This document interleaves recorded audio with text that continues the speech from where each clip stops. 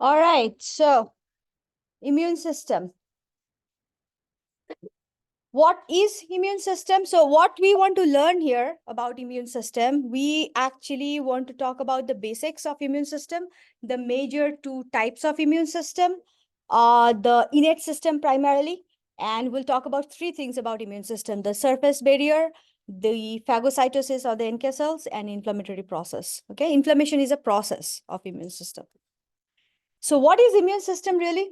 This is a system that provides us resistance to diseases, right? It's a functional system that help us from foreign infection. Two intrinsic systems are here. What are these? Firstly, the innate or the non-specific system. Why is it non-specific? Because it does not act in a specific way, does not react to a foreign infection as something very specific. Okay, it just attacks that or controls that in a general way. That's why it is non-specific. The other one, and it has a first line of defense and a second line of defense. So whenever we have a foreign infection, the first line of defense will work. If that fails, then the second line will work. If that also fails, then only the adaptive or the specific immune system will work. Okay, and that is very specific. We have specific cells for that. But what we want to talk today about is the innate non-specific defense system. So we have first line of defense for this, which is our external body membranes, which is skin and mucosa.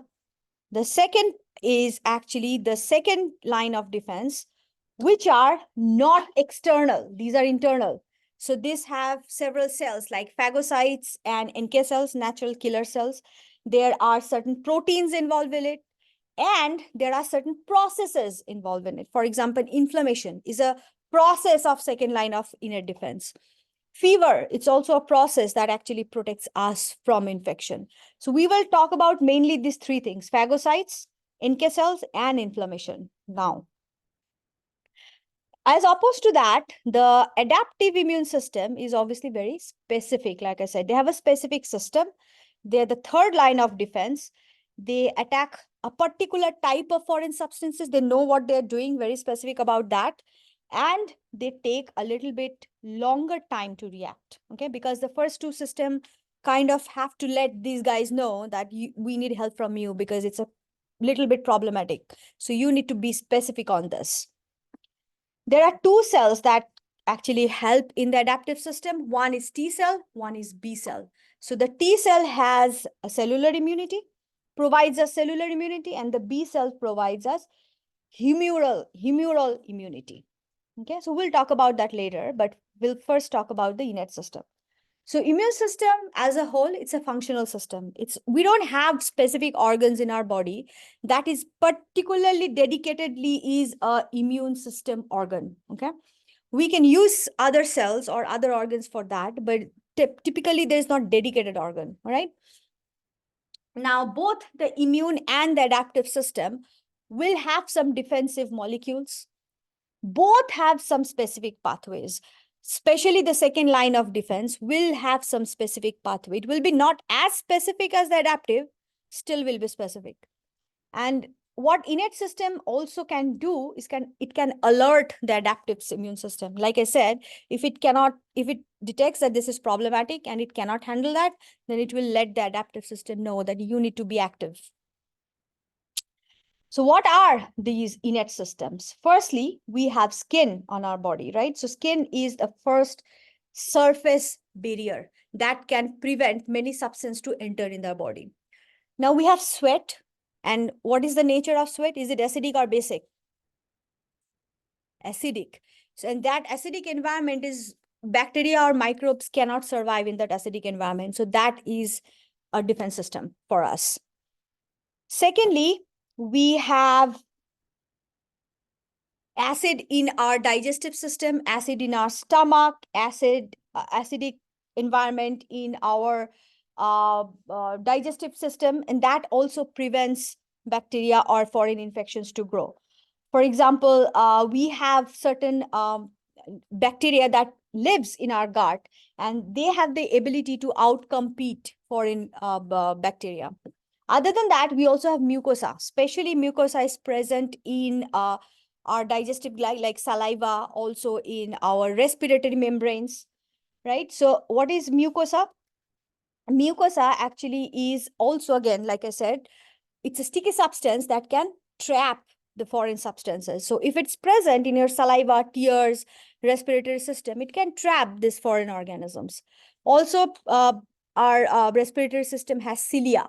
Cilia is also part of this, which can brush off. We have seen that in, read that about before, that how pseudostratified columnar cells, which are present in the respiratory tract, that can really brush off foreign invaders, right? So before we move on, which of the following can act as the first line of defense among these options? D. Basically, skin and mucous membrane, both are right answers. So D. So this is our first system, first line of defense. What are the second lines? Specific cells. And this is slightly more specific than the first line. Phagocytes, NK cells, and inflammatory response. These are the three things we'll talk about now. And then later we'll talk about the antimicrobial proteins and then fever.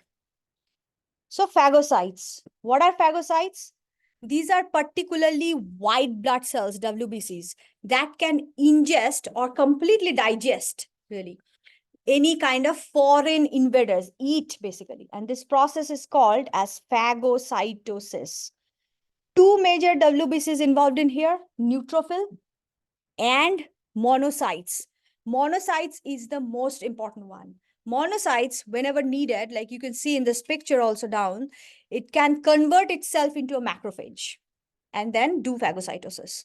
So what does it do? So suppose there is like a bacteria sitting on the cell, right?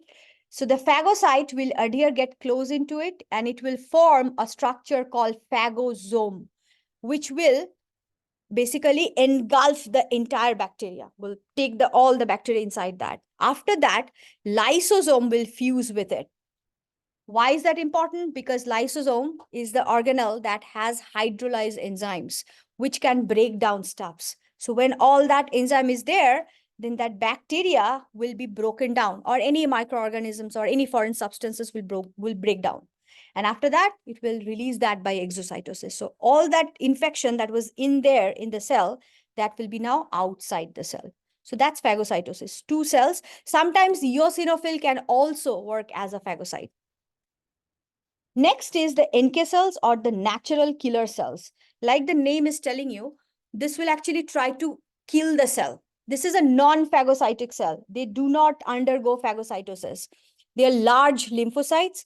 What they really do, they can attack specifically cancer cells and virus-infected cells and let them undergo apoptosis. What is apoptosis? Anyone remembers?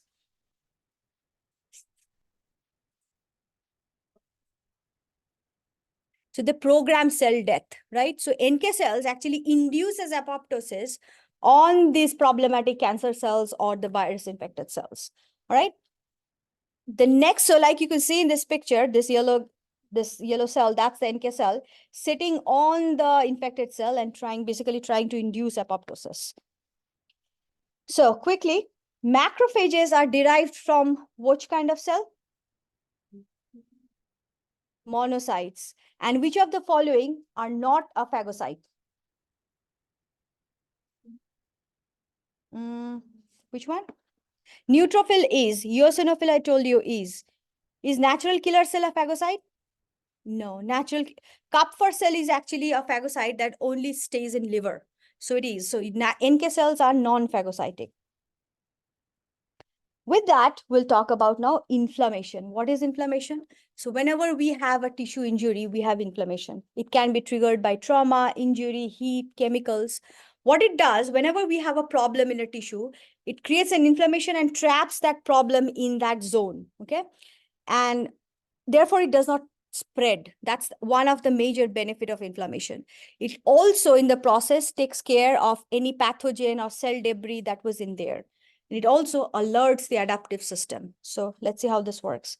So if you see you have an injured area and if you see redness, heat, swelling, pain, all of that, sometime loss of function, then that's inflammation. Sometime if it has bacteria, it can also have pus in it. It also can have pus in it. Now, what are the stages of inflammation? Stages means, firstly, you have a tissue injury. Immediately, blood will come out and the blood will clot. But at the same time, inflammatory chemical like histamine, like from the nearby blood vessels, will try to diffuse in that area. And that inflammatory chemical will actually inflammate the area, making the problem localized. All right, first thing. Same thing, same time, at the same time, the blood vessels will also vasodilate. Means they will swell a little bit. It will increase the blood flow in that area. That's why we see redness and swelling. Okay. We also experience pain because all of the process will put a little bit pressure on the nearby nerves. Then will come phagocytosis. Why is that important? Because especially if there is an infection, then that needs to be phagocytes. When the cells are repairing, in the process, some cell debris can be created. That needs to be phagocytosized. Give me one example of this phagocytosis. Which cell can do this? We just now learned about it. What are the two cells? The WBCs? What is that? Monocytes or neutrophils, right? So these are the cells that will do the phagocytosis. All right, so with that, let's do this quick activity. So match column A with column B. So what do you think the first line of defense will match with? Skin and mucosa. What will NK cells will match with?